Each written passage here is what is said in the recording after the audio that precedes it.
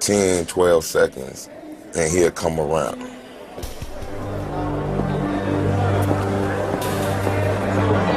Many new inmates don't realize they're prey until it's too late.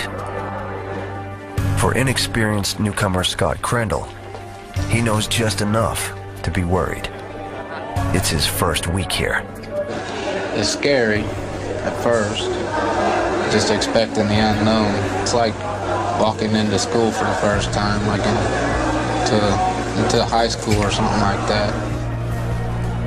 High school is the world Crandall left behind. Just 2 years ago, he was in 10th grade, an ordinary kid from a good home. One night in December of 2004, his life drastically changed. It started when Crandall accidentally rear-ended a car. Angry, one of the car's passengers punched him and then sped away. Crandall chased him, pushing the other vehicle off the road and into a telephone pole. The crash injured a pregnant passenger in the other car, and she miscarried her baby. Crandall was found guilty of involuntary manslaughter and sentenced to 7 years. Now he has to figure out how to live and survive as an inmate. Unlike many of the prisoners, Crandall's not violent, street smart, or strong. 3 strikes against him as he tries to make his way in a criminal world.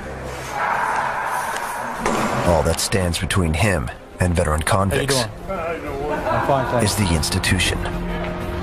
Ernie Moore is warden of Lebanon. He's roaming the cell blocks, doing his best to keep the inmates safe from one another. How's it going? I'm ready to go to the shower, sir. All right. Yeah, a knife is a deadly weapon. It's not easy. A knife is a deadly weapon.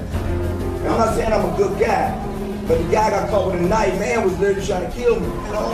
I got inmates here that have committed aggravated murder, that have murdered more than one person, serious sex offenders that have raped multiple women. I've got guys in here that have kidnapped people, heavy hitter drug traffickers. I've got guys in here that have seriously assaulted staff, seriously assaulted children. Controlling hundreds of violent men is a daily challenge. Lebanon is a well-run prison, but a recent stabbing and escape attempt have put everyone on edge. Still, staff try hard to rehabilitate inmates through various programs, including work in a license plate plant that makes all of Ohio's plates. We need to work with these guys because 80 or 90% of the inmates, even here at Lebanon, are someday going to be back out in society. But many inmates don't care about their future and rehabilitation. They care about the here and now. To make their lives more comfortable, they'll steal from whomever they can. Many new inmates fall prey to exploitation through activities that seem harmless. Gambling, borrowing, even accepting gifts can put them in another's debt. Crandall will have to quickly learn these unwritten rules, or risk losing what safety he has left. I hope something good comes out of this, that I can actually keep going. I just hope it all turns out all right in the end, but right now, I don't know.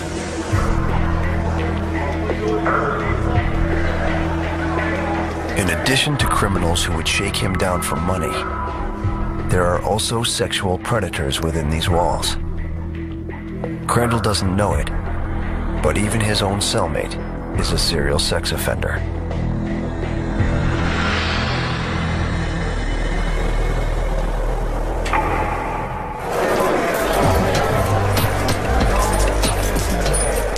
In prison, there are the predators, there are the prey. And there are the staff that try to keep them separate. jobs are as dangerous as this one. In 1993, inmates rioted against the staff of one Ohio prison, killing one guard and taking 12 others hostage. When staff are attacked at Lebanon, the inmates are brought to a special segregation unit. This is it. Welcome to the hole. If Lebanon is a city made of criminals, then this is the neighborhood no one wants to call home. You all right? And this young man right here said this is the slums. He said the food is cold, which is, I guess, is different in population. Yeah, see? He said it's dirty compared to... Spiders biting. And that's real. See? You hear what he said? That's real. He's being real. You know what this would be? This would be the part of the city that nobody cares about. That when you get off the highway here and you say to yourself, uh-oh, I got off at the wrong exit. That's what part of the city the hole is. Yeah, it's different. You know when you come in here, there's something different going on. That's right, baby, that's right. Sanford Whitlow has worked at the prison as a corrections officer, or CO, for 12 years. COs are probably the lowest form of law enforcement that everybody ever recognizes. They forget about you, but you're unsung heroes because you deal with all the people the world wants to forget about. Nobody want to talk about the truth. The guy who raped the kids and molested the kids over and over again, he thought about that. So now I got to deal with this guy every day, and I'm supposed to remain 100% professional, and he's supposed to be 100% and we're supposed to get along. He's supposed to follow the rules. He don't care about the rules. So you got to take it to the edge on them a lot of times. But not all officers can stand up to the pressure. The convicts single them out for harassment and abuse. 23-year-old Justin Johnson will soon find out if he can cut it. Fresh from college with a degree in criminal science, he's about to be sworn in as one of Lebanon's newest officers. Johnson's considering a career with the FBI. He figures prison is a great place to study the criminal mind. I'm doing something good, you know. Society, really, they don't want these people around. That's why they're in prison. They've committed crimes. I keep them here. Officer Johnson, welcome aboard. Thank you.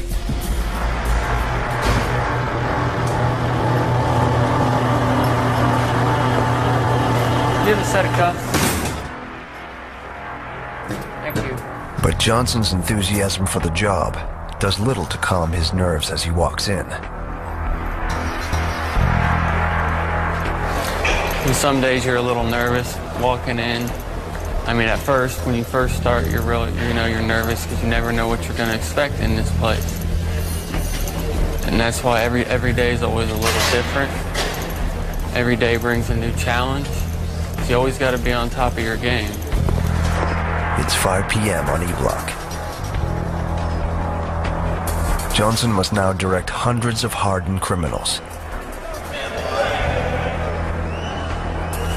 His uniform doesn't give them their respect.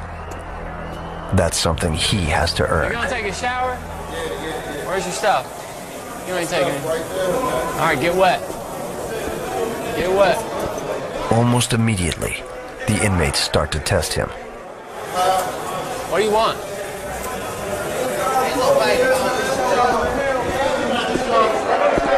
He usually don't say nothing. He just walk by with his mouth shut, like he's scared or something. He usually don't too much say nothing. He don't do none of that. He putting on the show today. Let it out. These men are deadly, and this battle of wills is not a game. All right, so keep your head in your door, all right? Huh? Keep your head in your door. My hair door. Inmates, especially gang members like Darius Albert, have much to gain by undermining Johnson's authority. When a new CO come in, we judge him just by the way he look. If he look all soft and sweet voice, you know, we got one. We gonna have our way with him. CO like Johnson, the way he's smooth cut, and that's why most people don't respect him, because of the way he look and the way he act. Once you let a person, an inmate run over you, CO don't get no respect nowhere. We'll get a signal to our homies like, yeah, he cool, him. We're gonna do what we wanna do. Gangs try to manipulate weak guards through intimidation and extortion. Officers have even been forced into service running drugs. If he wants to work this beat, Johnson can't back down. Hey, where are you going? They're definitely testing me a lot more being new.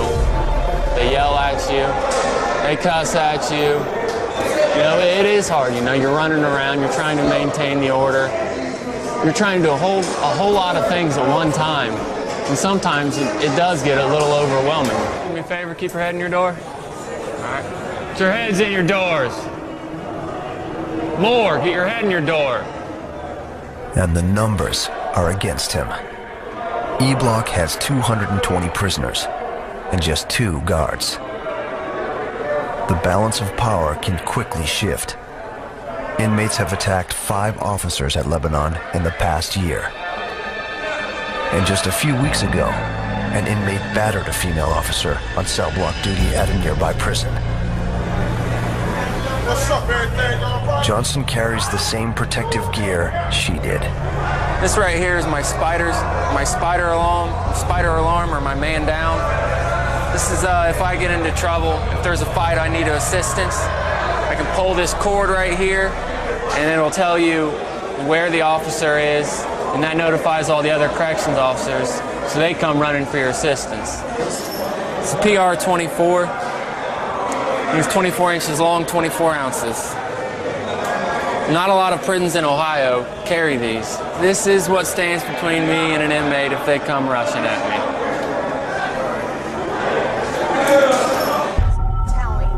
Scott Crandall is also feeling the pressures of his new home. It's the start of his 3rd week. He's enrolled in GED classes, but they're not providing him the information he really needs, knowing whom to trust. In addition to the gangsters, he worries about sexual predators. As a younger guy, you gotta watch out for like there's a lot of people in here that are in here for some really bad crimes, like, you know, sexual offenders and stuff in here, so you gotta kind of watch out for them, because they look at you as a really easy target. In prison, inmates are deprived of female company for years at a time. Some turn to other men for sex and take it by force. Young, baby-faced men are a preferred choice for assault. In a controversial study, 1 in 5 inmates reported they'd been sexually victimized behind bars. Crandall has to watch out for convicts trying to pressure him for sex or extort him for money. It's 4 p.m. The cellmate, called a cellie, returns from his prison job and coaches him on prison rules. But it helped me having a cellie that showed me a lot of things. Because when I first got here, I was just like you.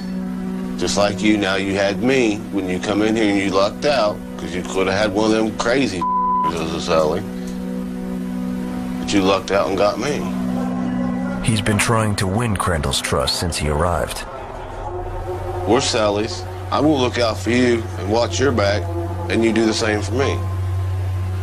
And that's the way cellies should be, if you can get 2 people. To a more experienced inmate, the behavior might look like a trap, but not to Crandall.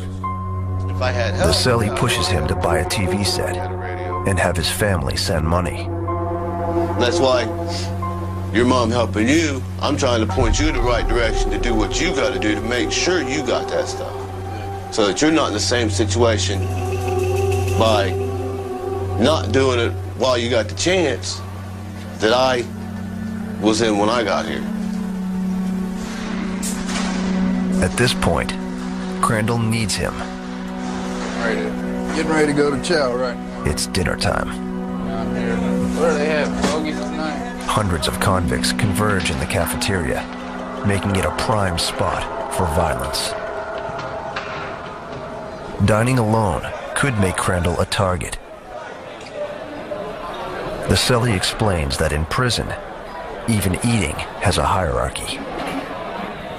I won't break bread with nobody that's black. Have not, will not. I'll socialize with them. When it comes to dinner time, I'm sitting with the white boys. Inmates segregate by color and also by seniority and status.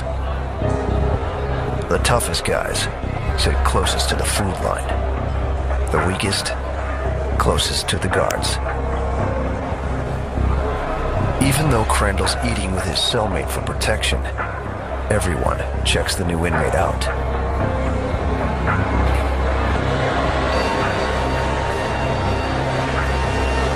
Sooner or later, Crandall will have to stand on his own and prove he can fend for himself.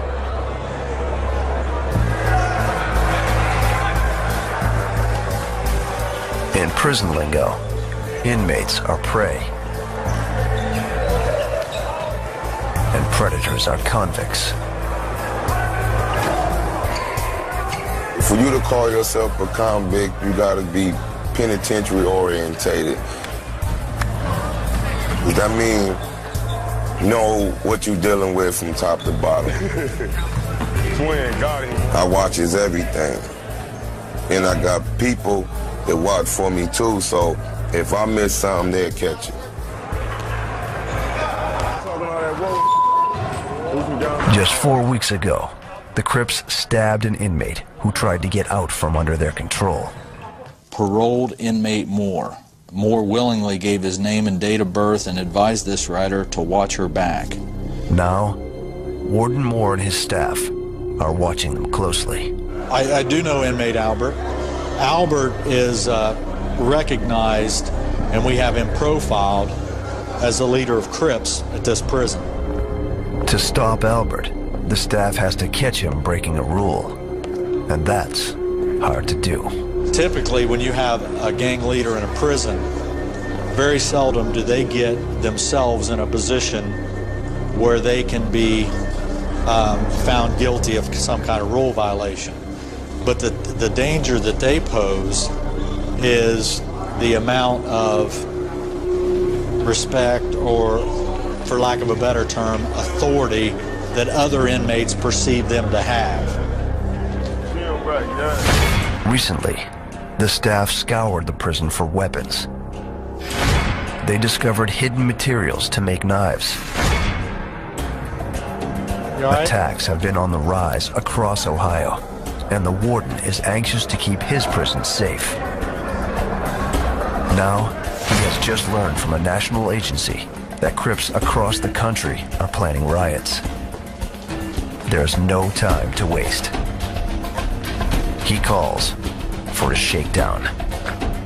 Tomorrow, members of the state's special response team will descend on Lebanon and turn it inside out.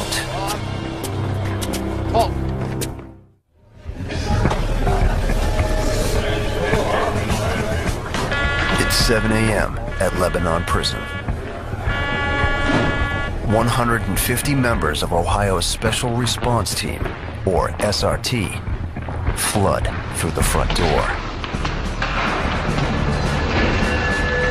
They're here to search top to bottom for weapons, drugs, and illegal goods. In Ohio, shakedowns only happen once every couple of years. It's a good thing. I mean, it's healthy for institutions to do this, to make sure that there's no weapons out there, to make sure your staff's safe. The operation is run by outside teams and kept secret even from prison staff, so that inmates have no advance warning. Squads of 28 officers take over each cell block. With this many men, it will take about 3 hours to search the area. As they enter, a strange noise gurgles up. It's the sound of dozens of toilets flushing at once. Every officer knows what it means. The prisoners are dumping their contraband. Taking the, looks like it's on the even side. Coming out and marking them. Drop them over the range and we'll work our way down. Going in, watch.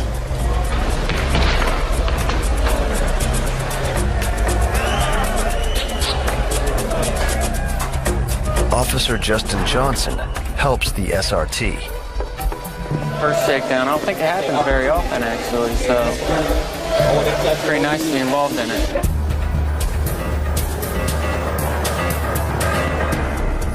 But Johnson struggles to assert his authority. Step back. Step back. Stand up. Get off your bunk, stand on the ground. We'll get him, Don't worry. Hey, step off the bunk now. Come on. Two-man teams search each cell. They strip the inmates naked. All right, gentlemen, need to stand up one at a time. Take your clothes off. We'll do a routine strip search here. Hand me everything you want to come out of the cell wearing. The SRT dissect the cells, peering in bedposts, opening grates, and inspecting every item for hidden contraband. What are we looking for? Weapons, drugs. Also, gang paraphernalia. Major contraband. Even everyday items can become weapons. What we found here was a bunch of painkiller Motrin 800 AD. This can also be used as a weapon to hit somebody. After the first wave of officers, a second special unit sweeps through. They're a gang investigation team, and they comb the cells for evidence of gang activity. Letters and symbols hidden in artwork tip them off. Anything that's related to a specific group,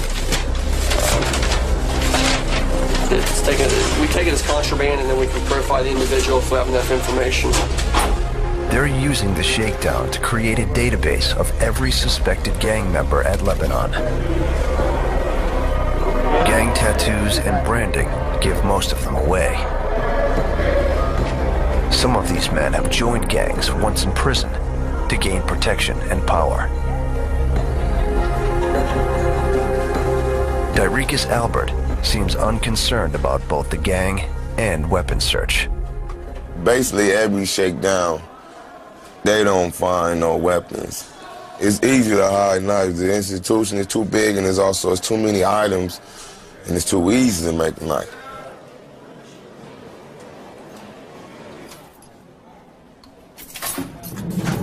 Scott Crandall and his cellmate are next to be searched. They told us to take all the stuff off our beds, take the sheets and everything off our beds, shake them out. They took our mats to have them x-rayed. Any and every hiding place is examined. This mattress concealed a tattoo gun, probably used to mark gang members. And a homemade screwdriver. It was inside the mattress? Inside the mattress. Good job. Did you pick it up, Bradley, on the machine? Yeah. Good job. And that's not all that's found. After 10 hours of exhaustive searching, the SRT have identified almost 100 new gang members and confiscated a small but sinister stash of contraband. From the menacing. They used to wrap up tight, come up behind somebody, and make a real nice choke tool. To the ingenious. Hollow highlighters that are used to hold blades. They got a nice handle that fits comfortably in the hand. They've tightened it up so that it doesn't slip and slide, fits snugly, and you have the makings of a very nice shank. Something that could certainly kill somebody. But remarkably, no actual knives are found. The biggest challenge for the prison isn't confiscating the weapons, it's stopping criminal mind. And to stop it, first you have to understand it. Officer Johnson uses a conversation with Dyricus Albert to get a closer look at how the Crip leader thinks. What are you gonna do when you get out? Same thing. Same thing? I refuse to be a deadbeat dad. And I'd rather die trying to feed my son than not trying to feed him. Damn. I learned a whole lot. I mean, just talking with them, seems like their minds are totally different. They just think different than you and I. You know, why buy food when you can steal food? That's their thought. Crime is what they know. That's what they do. But Albert has his own reasons for talking to Johnson. If he can gain the officer's trust, he might have more leeway to run his criminal enterprise. You study him. You take a CO and get to talking to him. You see what he like. So it's basically about the money. So we're not gonna put a CO in front of our money. We gotta make money. That gangsters started this. They don't say that, and that's the main thing. Is gangsters make the world go round, and it's true. The governor, the president, they got something to do with all that. I don't know about that. And they do. Johnson knows Albert probably has an agenda. But then, he hears something he doesn't expect from the leader of the Crips. The dude I killed, his mom supposed to come see me. And we supposed to talk about it and stuff. He reveals that a year ago, he agreed to participate in a program that allows victims to confront the criminals that hurt them. I'm not doing this for my health. I'm doing this for you to give you closure, so you memorial your son better. But you sitting here throwing. Albert's motivation is unclear, but meeting the mother of the man he killed will prove much harder than he thinks. In the 4 weeks since his arrival at Lebanon, little has changed for Scott Crandall. He's yet to become one of them. They're making fun of you bad, Holmes. His cellmate is his one and only friend. Crandall's slow to reach out to others in prison. He's still focused on his old life. Under pressure from his cellie, he's agreed to buy a TV set, and his mother's been sending money. She's helped me through all this. She's trying her hardest to take care of everything for me. My mom's just the best person in the world for me. There's nobody better, really.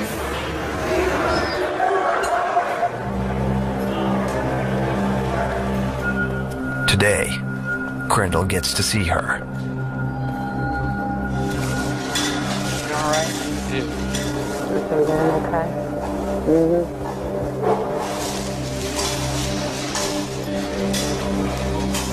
He's looking forward to news from home. He don't like me helping him with his homework. He wants you back home so you can help him with his homework. I like to hear what's going on, just the little things that people usually look over when they're on the outside. I like to hear that kind of stuff. It really doesn't matter what. It kind of hurts a lot more than I'm missing out on it.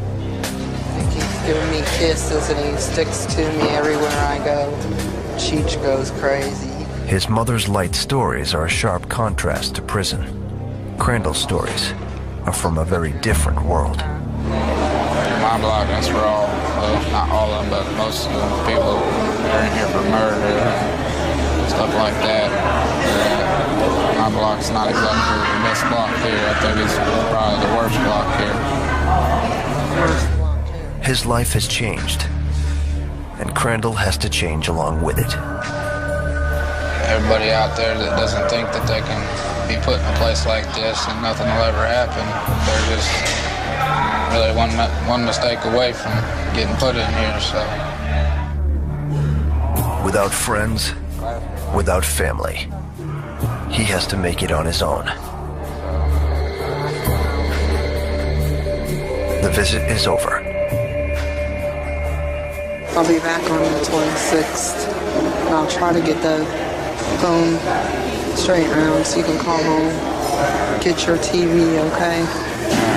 I love you. Hang in there. I will. Get you out of here. Yeah. You know? Yeah. Just watch your back for me, okay? I will. Careful. This is the closest to losing a child you can get to. And it doesn't go away. It stays with you. I get to go home to worry about what's going to happen here.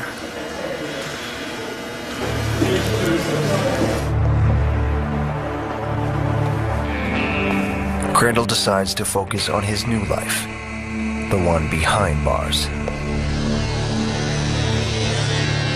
Just 1 hour after his mother leaves, he goes for a tougher look. People that are rapists basically like to shave it really, really low, almost skin tight. So I'm not exactly going that low, particularly because of that reason.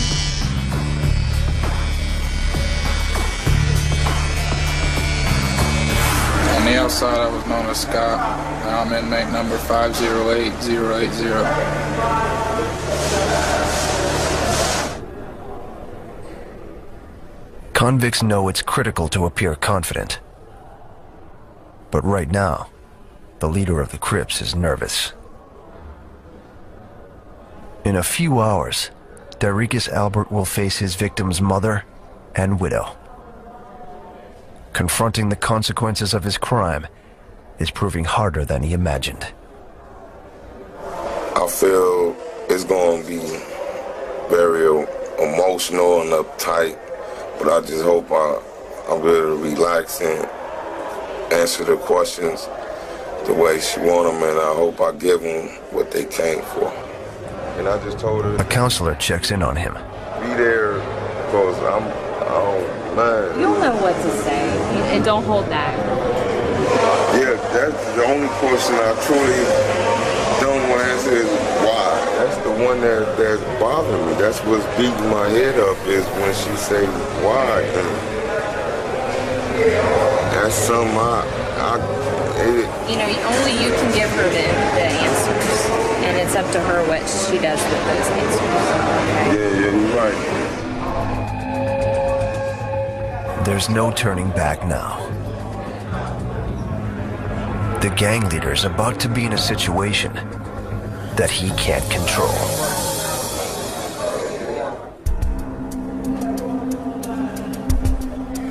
As the meeting grows closer, Darius Albert struggles to keep his composure. The day about basically closure and getting an understanding of the crime I committed. Nervous. I feel real nervous. The expression of the family's face when they see me. And how I'm gonna say when I'm gonna say it. Just shocked.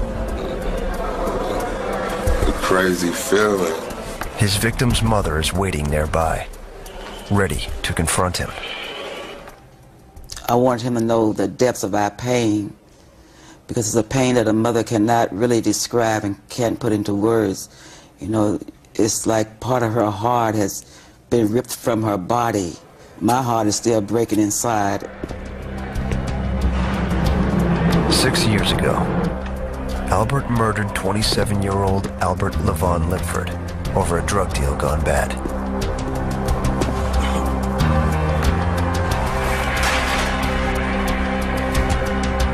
Now, he must account for his actions.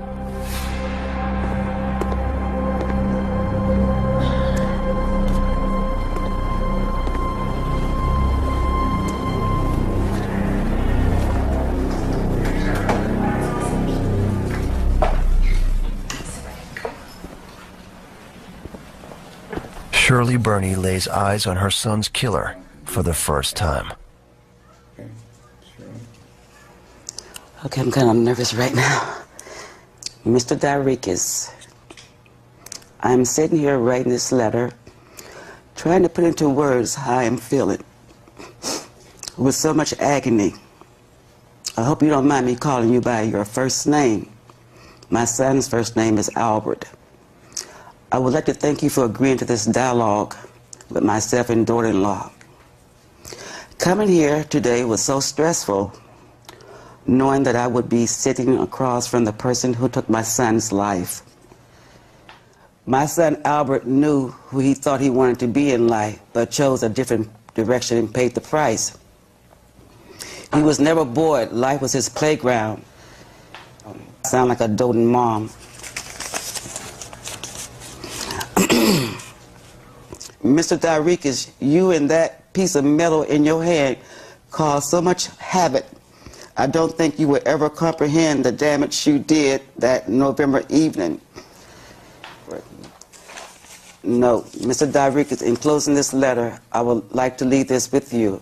I can't judge you, only God can, and I hope you know him. Albert Lavons Lipford's mom.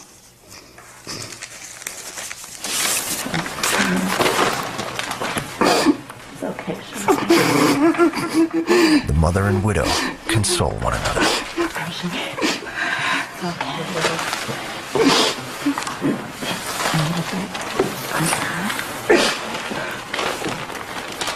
All Dyricus Albert has to offer is the truth of that night, a story he's never before shared. I had some dope. I had 2 kilos of dope.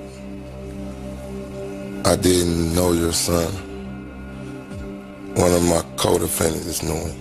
The way he kept moving and moving, and I kept shooting and shooting, I'm thinking I'm not hitting him. But when he hit the little, it was just a little fence. I see he couldn't, you can step over it. And I seen him stagger over it, that's what let me know. Then, Mrs. Burney asks for something harder to give than just the facts. Well, how did you feel after you'd known that you'd taken a life? I mean, how does it feel to take another human's life? I mean, did you think about what you had done? You know, the families, your family? I don't think about it because it'll get me killed. I can't have no conscience in the streets. Do you have kids? Yes, ma'am. How many do you have? 1. Girl or boy? Boy. Would you want your male child to grow up in your footsteps? You know, take the lifestyle you taken, the path? No, I wouldn't. If it was my choice, I wouldn't want him to. But you do have a choice. I mean, he has the opportunity to learn from you, your mistakes. That this is no place for anyone to be behind bars and taking another person's life. All it accomplishes is grief for both families.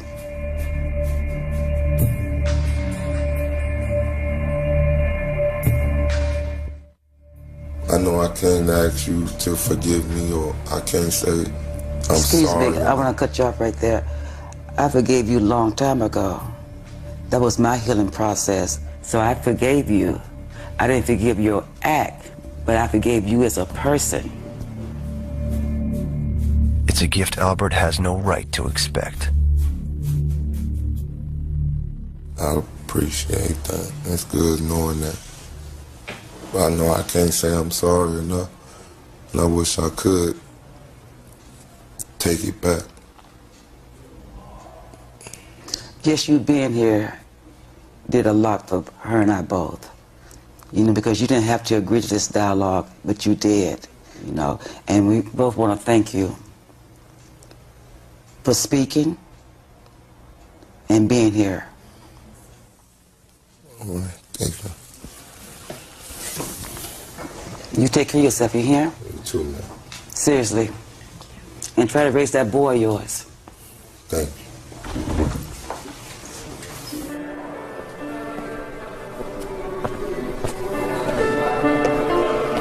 The meeting over, Albert heads back to cell block E. Elsewhere in Lebanon, Scott Crandall is growing into his new identity. He ventures out alone at Rec to make new friends. He's aware that there are dangers here and people he needs to avoid. But he knows that for the next 7 years, this is the life he's got to live. I went from never getting in trouble before in my life to not being around any kind of people really that get in trouble. But now I'm constantly around